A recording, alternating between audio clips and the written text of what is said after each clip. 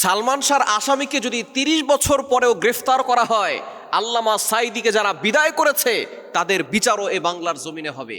একটু চিন্তা করে দেখেছেন, সালমান শাহ ৩০ বছর আগে দুনিয়া থেকে বিদায় নিয়েছে, এখন তদন্ত করে বের করেছে সেই সালমান শাহর নিজের স্ত্রী এবং তার বন্ধু যে সবসময় তার পাশেই থাকতো ডন, এই দুইজনে মিলে সালমান শাহকে দুনিয়া থেকে বিদায় করে দিয়েছে। ১২ লক্ষ টাকার চুক্তি করে সালমান শাহকে দুনিয়া থেকে বিদায় করেছে। সবচেয়ে কাছের মানুষ হচ্ছে স্ত্রী। এই স্ত্রী তার স্বামীর সাথে এতটা বড় প্রতারণা করেছে, এবং বন্ধু যাকে বন্ধু মনে করেন সে আপনার আসল বন্ধু কিনা একটু যাচাই বাছাই করবেন। আমরা বন্ধু চয়ন করার ক্ষেত্রে অনেক সময় ভুল করে ফেলি। অনেক বন্ধুই তার জীবনের সবচেয়ে বড় ভয়ঙ্কর আকার ধারণ করে এবং তাকে দুনিয়া থেকে বিদায় করে দেয়। এর জ্বলন্ত প্রমাণ হচ্ছে এই সালমান শাহর বন্ধু ডন, সে তাকে দুনিয়া থেকে বিদায় করে দিয়েছে। সুতরাং বন্ধু চয়ন করবেন যাকে দেখলে আল্লাহর কথা স্মরণ হয়, যাকে দেখলে আল্লাহর ইবাদত করতে মনে চায়, যাকে দেখলে নামাজের কথা স্মরণ হয়, যাকে দেখলে কোরআন পড়তে মনে চায়, যাকে দেখলে আখেরাতের কথা স্মরণ হয়, এমন বন্ধু চয়ন করবেন। দুনিয়াতেও ভালো থাকবেন, আখেরাতেও ভালো থাকবেন। এই সালমান শাহকে দুনিয়া থেকে বিদায় করেছে তার স্ত্রী আর তার বন্ধু দুইজনে মিলে। সুতরাং ৩০ বছর পরে তদন্ত করে বের করেছে তারা তাকে দুনিয়া থেকে বিদায় করেছে, ডনকে গ্রেফতার করেছে। সুতরাং আমরা এতটুকু বলতে চাই, কোরআনের পাখি যিনি ৫২টি বছর ধরে তাফসীর করেছেন, গোটা পৃথিবীতে তিনি কোরআনের বাণী ছড়িয়ে দিয়েছেন, কোরআনের কথাগুলো পৌঁছে দিয়েছেন, তাকে ১৩টি বছর ধরে জেলখানায় বন্দি করে রেখে শেষ পর্যন্ত ইনজেকশনের মাধ্যমে তাকে দুনিয়া থেকে বিদায় করা হয়েছে। তার বিচার কিন্তু এখনো বাংলার জমিনে হয় নাই। সুতরাং যিনি কোরআনের দাওয়াত দিতেন, কোরআনের কথা বলতেন, তাকে দুনিয়া থেকে এভাবে বিদায় করে দেওয়া হয়েছে।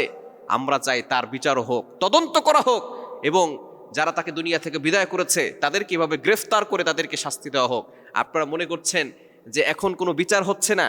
মনে রাখবেন, যেটা অন্যায় হয় সেটা ৩০ বছর পরেও প্রমাণ হয়। তার স্ত্রী ৩০ বছর আগে চুক্তি করে ১২ লক্ষ টাকার চুক্তি করে তাকে দুনিয়া থেকে বিদায় করেছে, ৩০ বছর পরে মানুষ জানতে পেরেছে। সুতরাং দুনিয়ার কোনো অন্যায় এটা গোপন থাকে না। আল্লাহ তাআলা একটা না একটা ফাঁক ফোকর বের করে রাখেন যাতে করে অন্যায়কারীরা ধরা খেয়ে যায়। সুতরাং প্রশাসন যদি সঠিক হয়, সঠিকভাবে তদন্ত করে, তাহলে তারা অবশ্যই অন্যায়কারীকে বের করতে পারবে। সুতরাং আমরা এতটুকু চাই, সালমান শাহ আরও যারা অন্যায়ভাবে দুনিয়া থেকে বিদায় নিয়েছে, যারা তাদেরকে শেষ করে দিয়েছে, তাদের বিচার বাংলার জমিনে হোক। এবং কোরআনের পাখি আল্লামা সাঈদী যিনি এতটা বছর ধরে কোরআনের দাওয়াত দিয়ে গেছেন, তাদেরকে যারা দুনিয়া থেকে বিদায় করেছে তাদের বিচারও বাংলার জমিনে হোক। এটা প্রত্যেকটা মুসলমানের দাবি। সুতরাং আমরা চাই এ বাংলার জমিনে শান্তি নিরাপত্তা আসুক, প্রত্যেকটা মানুষ শান্তির সাথে নিরাপত্তার সাথে বসবাস করতে পারুক, এবং সকলে বিচার দেখতে চায়। কোরআনের পাখিকে যারা বিদায় করেছে তাদেরকে দৃষ্টান্তমূলক শাস্তির ব্যবস্থা চাই। এখনো অনেকেই এই কোরআনের পাখি আল্লামা সাঈদীর মুখে জুতা নিক্ষেপ করছে।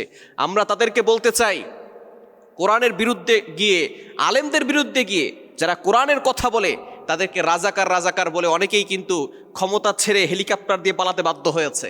আপনারা যদি সেই রাজাকারের স্লোগান দিয়ে মনে করেন যে আপনারা ক্ষমতায় টিকে থাকবেন, আল্লাহর কসম করে বলি এই ক্ষমতা বেশি দিন থাকবে না। কেননা ক্ষমতা দেওয়ার মালিক হচ্ছেন আল্লাহ। সুতরাং ওই আল্লাহকে ভয় করুন, ওই আল্লাহর ভয় অন্তরে ফিট করুন, দেখবেন আপনি জনগণের সেবার জন্য আপনি কাজ করতে পারবেন। আল্লাহ তাআলা সকলকে সঠিক বুঝ দান করেন।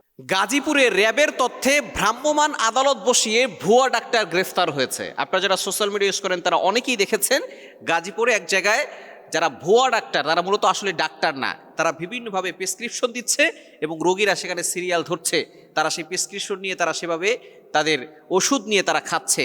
একটু চিন্তা করে দেখেন, আমাদের সমাজের ভিতরে, শুধু গাজীপুরের কথা বলছি না, গোটা বাংলাদেশে ভুয়া ডাক্তার ছড়িয়ে পড়েছে।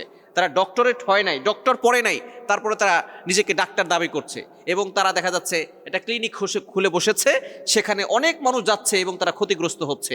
মানুষগুলো হাহাকার করছে, আত্মীয়স্বজন দুনিয়া থেকে বিদায় নিচ্ছে। কিছুদিন আগে একটা নিউজ দেখলাম, একজন মা, সুস্থ মা, তার পেটে সন্তান রয়েছে, গর্ভবতী মা, হাসপাতালে গিয়েছে, নার্স তাকে একটা ইনজেকশন দিয়েছে, সাথে সাথে ছটফট করতে করতে করতে করতে দুনিয়া থেকে বিদায় নিয়েছে।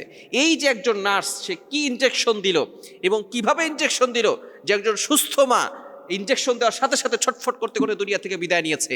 এরকম একটা ঘটনা নয়, হাজার হাজার ঘটনা ঘটছে আমাদের এই সোনার বাংলাদেশে। কত মানুষ অন্যায়ভাবে দুনিয়া থেকে বিদায় নিচ্ছে। আমরা যারা ডাকাতি করে তাদেরকে শাস্তি দেই, কিন্তু অনেক ডাক্তার ডাকাত আছে, তাদেরকে আমরা শাস্তি দেওয়ার ব্যবস্থা করি না। তারা মানুষের উপরে জুলুম করছে, অন্যায় করছে। অনেক ডাক্তার আছে, দেখা যাচ্ছে একটু ভিজিট নেয়, প্রথমে ভিজিট নেয় ১,০০০ টাকা ভিজিট নিয়ে, এরপর অনেকগুলো টেস্ট দেয়, ওই টেস্টের রিপোর্ট দেখাতে আবার তারা টাকা নিচ্ছে।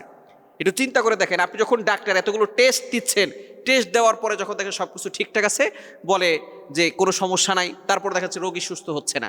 এই যে আপনারা মানুষের কাছ থেকে অন্যায়ভাবে টাকা নিচ্ছেন, এই টাকা দিয়ে কি আপনি জান্নাতে যেতে পারবেন? এই টাকা দিয়ে কি আপনি আপনার সংসারে সুখ আনতে পারবেন? একটু চিন্তা করে দেখেন, আমাদের সমাজে এই ভুয়া ডাক্তার ভরে গেছে।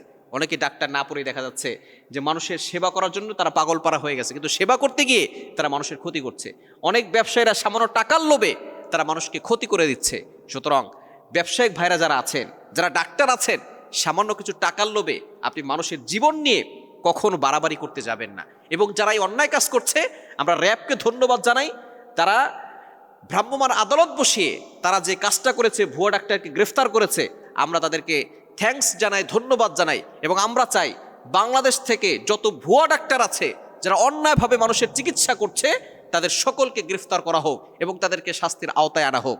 কেননা গোটা বাংলাদেশে ভুয়া ডাক্তারে ভরে গেছে। অনেক ডাক্তার আলহামদুলিল্লাহ ভালো আছে, তারা মূলত মানব সেবার জন্যই কাজ করেন। অনেক ডাক্তারের জন্য অনেক মানুষের আল্লাহ পাক রব্বুল আলামিন ডাক্তারের উসিলায় মানুষের প্রাণ ফিরিয়ে দিয়েছে। এই সমস্ত ডাক্তারদেরকে আমরা স্যালুট জানাই, আমরা তাদেরকে ধন্যবাদ জানাই।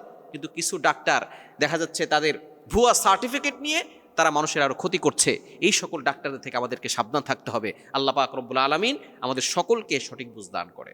2 কোটি টাকা খরচ করে মানুষ থেকে কুকুর হয়েছে জাপানি এক যুবক। আপনারা যারা সোশ্যাল মিডিয়া ইউজ করেন তারা অনেকেই দেখেছেন, সোশ্যাল মিডিয়া তোলপাড় হয়ে গেছে। একজন মানুষ সে কুকুরে রূপান্তরিত হয়েছে এবং তার মনের ভিতরে ইচ্ছা জেগেছিল সে কুকুর হয়ে যাবে। আসলে এই ঘটনা সত্য কিনা আমরা অনেক সময় সত্য ঘটনা যাচাই বাছাই না করেই মানুষের কাছে প্রচার করে দেয়। একটু ভিউ পাওয়ার জন্য, একটু মানুষ একটু বাহবা দিবে, এই জন্য একটু ভিউ হবে, এটার জন্য আমরা মিথ্যা গুজব অনেক সময় মানুষের কাছে ছড়িয়ে দেই। আমাদেরকে স্মরণ রাখতে হবে যে আমরা যে নিউজটা প্রচার করছি এটার ভিতরে সঠিক তথ্য আছে কি না। কারণ নবীজি সাল্লাল্লাহু আলাইহি ওয়াসাল্লাম জানিয়ে দিয়েছেন, যাচাই বাছাই ছাড়া কোনো কথা যদি কেউ বলে সেটা মিথ্যা কথার শামিল হয়ে যায়। এজন্য অবশ্যই আমাদেরকে সতর্ক থাকতে হবে। তবে আমরা অনেকেই মনে করছি 2 কোটি 20 লক্ষ টাকা খরচ করে জাপানি এক সম্পদশালী যুবক সে কুকুর হতে চেয়েছে এবং সে কুকুর হয়েছে, সে সার্জারি করে তার শরীরটাকে চেঞ্জ করেছে। তবে এটা কিন্তু সত্য নিউজ নয়। তবে এতটুকু আছে, একজন যুবক সে কুকুরের পোশাক পরিধান করেছিল, সেখানে প্রায় 20 লক্ষ টাকা খরচ হয়েছিল এই পোশাকটা সে পরেছে শুধু।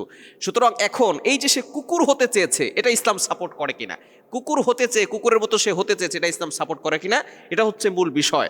আমাদেরকে সতর্ক থাকতে হবে। আল্লাহ পাক রব্বুল আলামিন প্রত্যেকটা প্রাণী সৃষ্টি করেছেন, মানুষ আল্লাহ সৃষ্টি করেছেন। মানুষকে আল্লাহ পাক রব্বুল আলামিন সবচেয়ে সুন্দরতম গঠন দিয়ে তৈরি করেছেন। আল্লাহ পাক রব্বুল আলামিন নিজে বলে দিয়েছেন, কোরআন খুলেন, পবিত্র কোরআনুল কারীমের ভিতরে 30 নম্বর পারার 18 নম্বর পৃষ্ঠার 4 নম্বর লাইন, সূরা 3 এর 4 নম্বর আয়াতে আল্লাহ বলছেন, লাকাদ খালাকাল ইনসানা ফি আহসানি তাকওয়িম, আমি মানুষকে সবচেয়ে সুন্দরতম গঠন দিয়ে তৈরি করেছি। সুতরাং মানুষ তার চেহারার বিকৃতি ঘটাবে, এটা ইসলাম সাপোর্ট করে না।